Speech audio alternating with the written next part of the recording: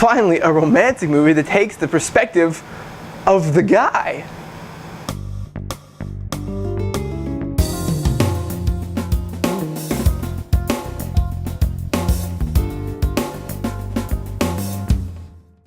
Welcome to Hailstorm Reviews. My name is Austin Hale, and today I'll be reviewing the movie 500 Days of Summer. So 500 Days of Summer is directed by Marc Webb, the guy who directed The Amazing Spider-Man 1 and 2, and stars Zooey Deschanel, I probably completely pronounced that wrong, and Joseph Gordon-Levitt, and it is not a love story. They say that in the beginning 5 minutes of the movie. This movie is about a guy, played by Joseph Gordon-Levitt, who falls in love with this girl named Summer, played by Zooey Deschanel, and she believes that love doesn't exist, and he believes that the only way he'll be happy is by falling in love. And so, you know, he's kind of depressed, and he feels like the only way he can be happy is if he falls in love with someone.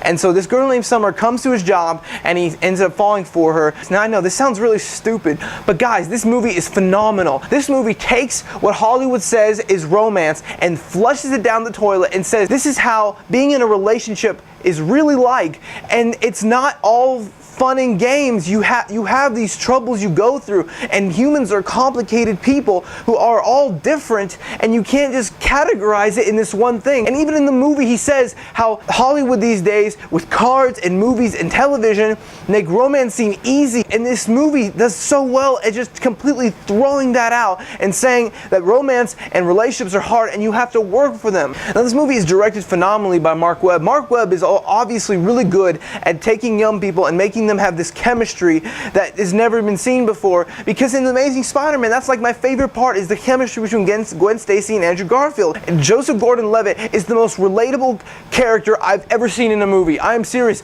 I relate to this guy so much, and that's what makes this movie so compelling to especially guys. This is actually more of a guy movie, because it shows how in real life it's not always the guy who's the bad guy.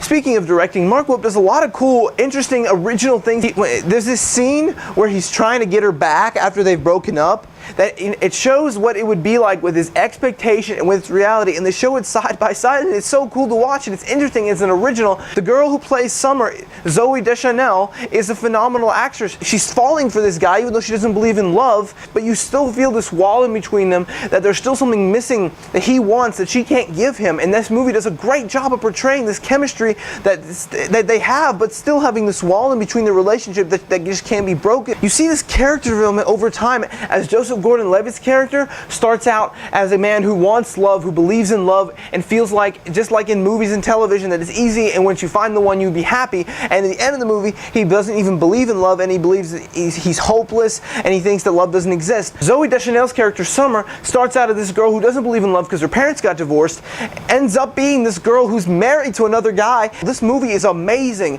Everything about it. It dumps on Hollywood romance. It has a relatable character as Joseph Gordon-Levitt, and it takes the perspective of a guy that's not always the guy who's the bad guy. It can be the girl sometimes. This is a great movie, so I'm going to give 500 Days of Summer a 10 out of 10.